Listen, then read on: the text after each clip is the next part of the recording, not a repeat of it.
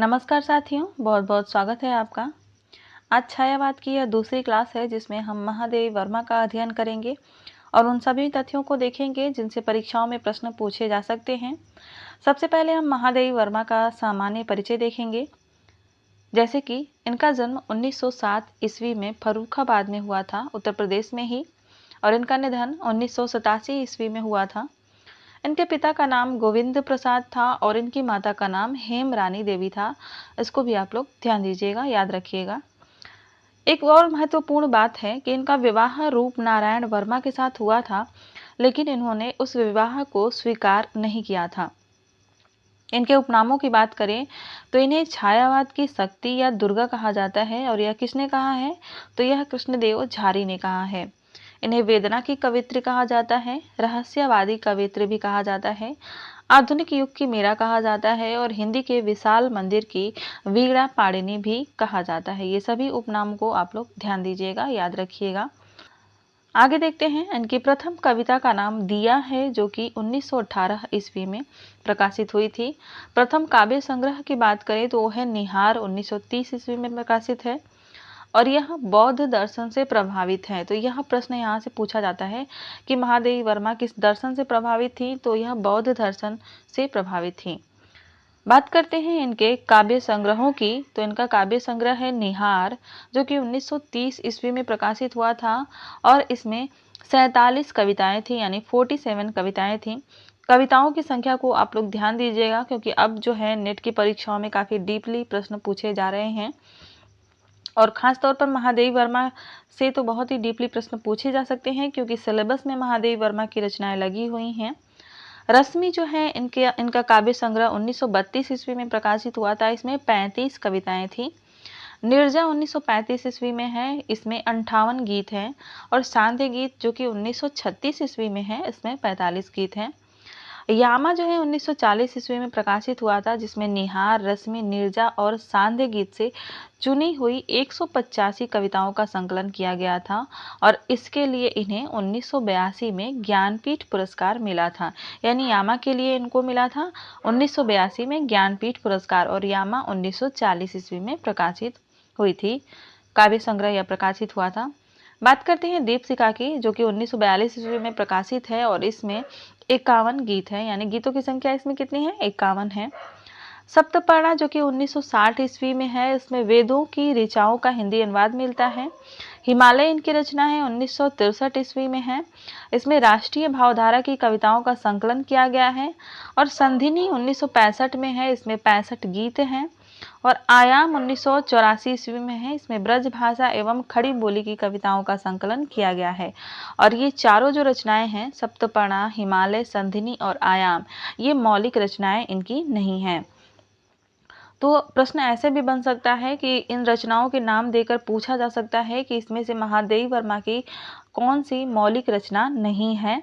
तो इस तरह से यहाँ से प्रश्न बन सकता है। तो यह पोर्शन आप लोगों के लिए काफ़ी इंपॉर्टेंट हो सकता है, इसको आप लोग ध्यान दीजिएगा। आगे बढ़ते हैं। महादेवी वर्मा की समस्त रचनाओं का प्रकाशन सेतु प्रकाशन झांसी द्वारा महादेवी साहित्य के नाम से 5 भागों में हो चुका है और इनकी श्रेष्ठ कविताओं का प्रकाशन 1990 में अग्निशिखा नाम से प्रकाशित हुआ था। आगे बढ़ते हैं, काव्य रचनाओं की बात करते हैं, जिसमें हम काव्य रचनाओं में कुछ विशेष बातों को देखते हैं। जैसे कि निहार, यह रहस्यवाद एवं वेदना से संबंधित इसमें कविताएं हैं। रश्मि में भाव पक्ष की अपेक्षा चिंतन की प्रधानता है और इसमें बाह्य जीवन, जगत, माया आदि दार्शनिक विषयों से संबंधित भी कविताएं देखने को मिलती है। दीपशिखा में बौद्ध दर्शन की अभिव्यक्ति हुई है और इस संग्रह में अधिकांश कविताएं दीपक से संबंधित है, यह भी ध्यान रखने योग्य बात है। और दीपक इसमें आत्मा का प्रतीक है जो परमात्मा के विरह में जलता है। तो प्रश्न यहाँ से इस तरह से बन सकता है कि महादेवी वर्मा की किस रचना में बौद्ध दर्शन की अभिव्यक्ति हुई है, तो वह दीपशिखा इनकी रचना हो जाएगी। और किस रचना में ज़्यादातर जो गीत हैं, कविताएं हैं, वह दीपक से संबंधित है, वह भी दीपशिखा हो जाएगी। यहाँ से प्रश्न ये भी बन सकता है कि दीपक किसका प्रतीक है, तो इस आत्मा का प्रतीक है जो परमात्मा के विरह में जलता है। तो इस तरह से प्रश्न बन सकते हैं। तो इन सभी तथ्यों को आप लोग नोट करते चलिएगा। आगे बढ़ते हैं और इनके संस्मरण और रेखा चित्र को देखते हैं।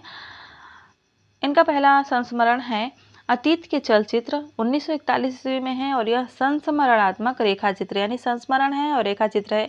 अगर प्रश्न पूछा जाए तो ज़्यादातर जो है रेखा चित्र कह सकते हैं इसको। स्मृति की रेखाएं हैं 1943 ईस्वी में, यह भी संस्मरणात्मक रेखा चित्र है।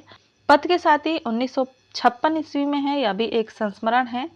मेरा परिवार 1972 ईस्वी में, यह भी एक संस्मरण है। और स्मृति के चित्र 1973 ईस्वी में है, यह भी संस्मरण है। आगे बढ़ते हैं और देखते हैं कुछ और तथ्यों को, जैसे कि अतीत के चलचित्र में क्या क्या कौन कौन से रेखा चित्र सम्मिलित हैं। अतीत के चलचित्र जो कि 1941 ईस्वी में है, इसमें निम्नलिखित 11 संस्मरणात्मक रेखा चित्र हैं और उनके नाम देख लेते हैं। रामा है, घीसा है, बाल विधवा है, वेश्या की सती पुत्री है, विंदा है, अलोपी है, सबिया है, बिट्टो है, बदलू है, विधवा माता है और लक्ष्मा है। इनसे प्रश्न पूछे जाते हैं परीक्षाओं में, तो इनको जानना बहुत जरूरी है। स्मृति की रेखाएं जो कि 1943 ईस्वी में है और इसमें 7 संस्मरणात्मक रेखा चित्र हैं। कौन कौन है? ठकुरी बाबा, चीनी फेरी वाले, वस्त्र विक्रेता, भक्ति निर्धन, गृहवधू मुन्नी की माई, ढोकुली, बिंबिया धोबिन और मूक ममता मई माँ। तो यह जो है नेट के सिलेबस में लगा हुआ है स्मृति की रेखाएं, इसको हम आगे की क्लासेस में देखेंगे। अगला जो है पथ के साथी है जो कि एक संस्मरण है। इसमें 11 संस्मरण सम्मिलित हैं, जिसमें है दद्दा, निराला भाई, स्मरण प्रेमचंद, सुमित्रा नंदन पंत, सुभद्रा कुमारी चौहान, प्रणाम जो कि रविंद्रनाथ टैगोर से संबंधित है, पुण्य स्मरण सियाराम शरण गुप्त, राजेंद्र बाबू, जवाहर भाई और संत राजर्षि। तो ये जो है पथ के साथी, इसमें इन लोगों के संस्मरण सम्मिलित किए गए हैं और नाम भी इसी तरह हैं। अगला जो संस्मरण है वह है मेरा परिवार। इसमें 7 संस्मरण हैं जो कि उन्होंने जानवर पाले हुए थे उनसे संबंधित है, जिसमें 7 संस्मरण आते हैं। नीलकंठ है, दुर्मुख है, निक्की, रोजी और रानी है, गिल्लू है, गौरा है, नीलू है और सोना है। इस तरह से 7 संस्मरण इसमें सम्मिलित हैं, जिसे मेरा परिवार नाम से प्रकाशित किया गया था।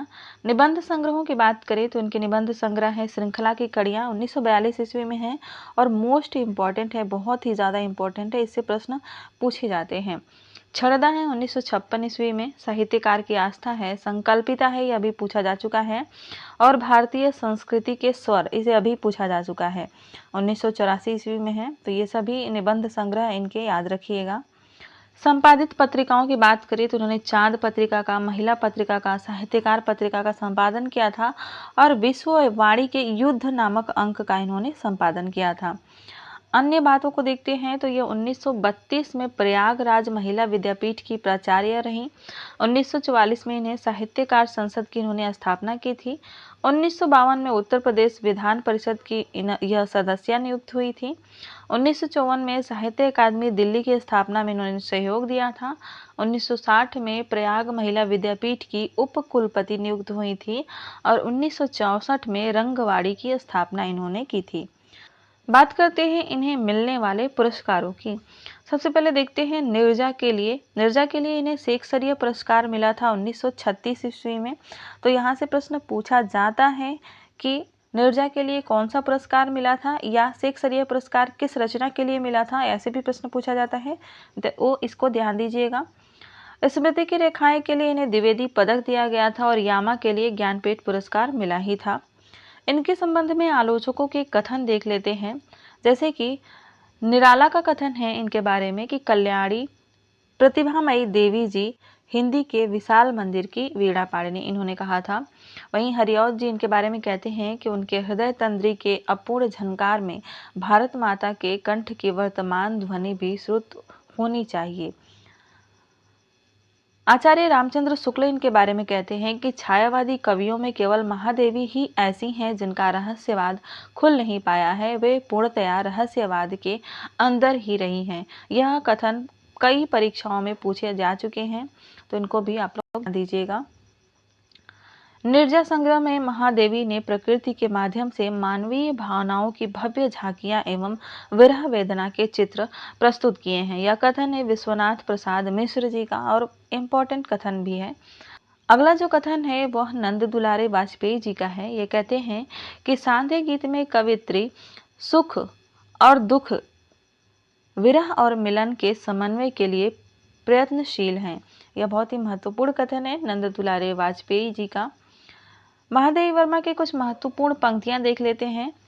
पंक्तियां देकर परीक्षाओं में पूछ लिया जाता है कि यह किस कवियत्री या किस कवि की पंक्तियां हैं।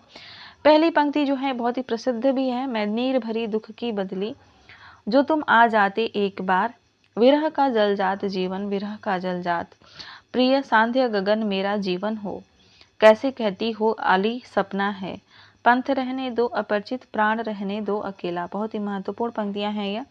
बीन भी हूँ मैं तुम्हारी रागनी भी हूँ, ये नेट के सिलेबस में भी लगा हुआ है, इसलिए बहुत ही महत्वपूर्ण हो जाता है। रूपसी तेरा घन केस पास, पर न अंतिम छंद व्यथा का मैं अब तक गा सकी हूँ, ये भी बहुत ही महत्वपूर्ण है। जाग तुझको दूर जाना और मैं अनंत पथ में लिखती। तो ये सारी महत्वपूर्ण पंक्तियां हैं। तो आज की क्लास में बस इतना ही। अगली क्लास में हम छायावाद के एक और कवि को देखेंगे। मिलते हैं अगली क्लास में, तब तक के लिए धन्यवाद। अपनी पढ़ाई मन से कीजिए।